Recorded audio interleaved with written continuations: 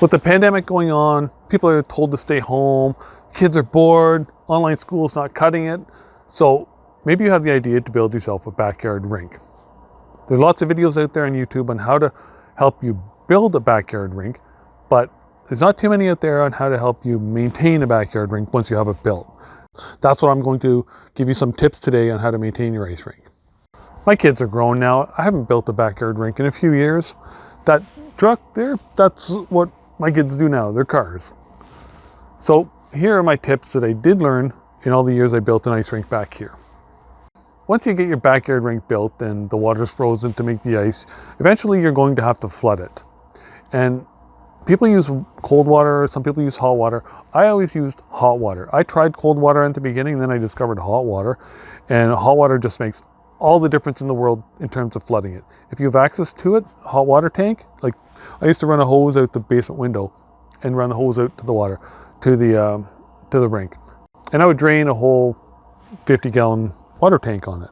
We have a hot tub now in the backyard, but we didn't have a hot tub in the skating rink at the same time. We got the hot tub after I stopped building the skating rinks. But I'll tell you, if I had the chance now, I would be using the hot water out of the hot tub to put on the hockey rink to flood it. I would try it and see how it worked. But so if you have a hot tub nearby, try it and see how it goes. You can always just refill the hot tub back up with cold water. I always found it was best to flood on a cold, clear night.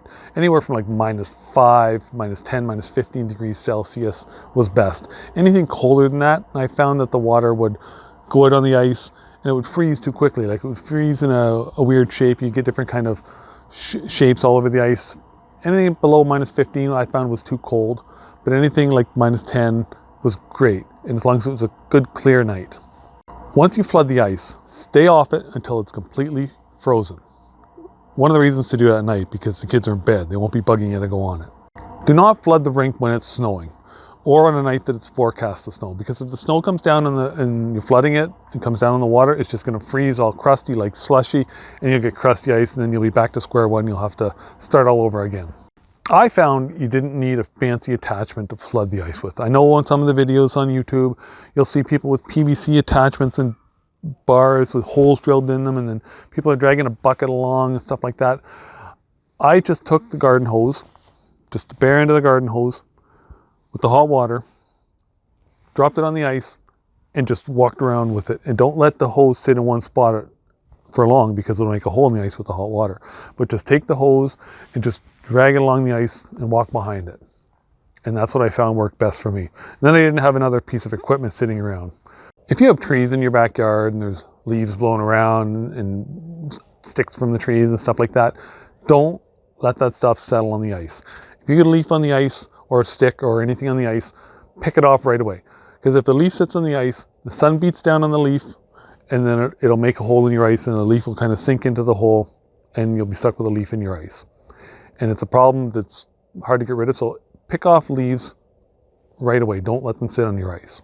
Tell your kids not to leave anything on the ice. No pucks, no sticks, no hockey nets, shovels, or anything. Because if you left a puck on the ice, a black puck, and the sun beating down like sun's beating down today, it would heat up the puck, and the puck would sink into the ice, and then you have a little crater. And then maybe if the ice freezes around the puck, the water freezes around the puck, you've got a puck frozen into your ice. When it does snow, be sure to shovel off the ice right away, as soon as you can. Don't leave snow on your ice. Because again, the sun will beat down on the snow, melt it up a little bit, melt the top part of the ice, and then you'll get all crusty ice. And then you'll have to start flooding it again and working on it.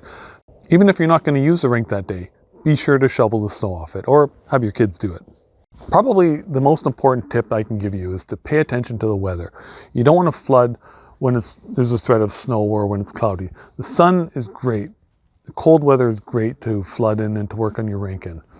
I never watch the weather forecast. I don't care about the weather forecast. I can't do anything about it. But when I was building our rink back here, I watched the weather forecast because I wanted to flood at night when it was cold and when it was clear. The weather is probably the biggest factor in maintaining your backyard rink. So use it to your advantage as best you can.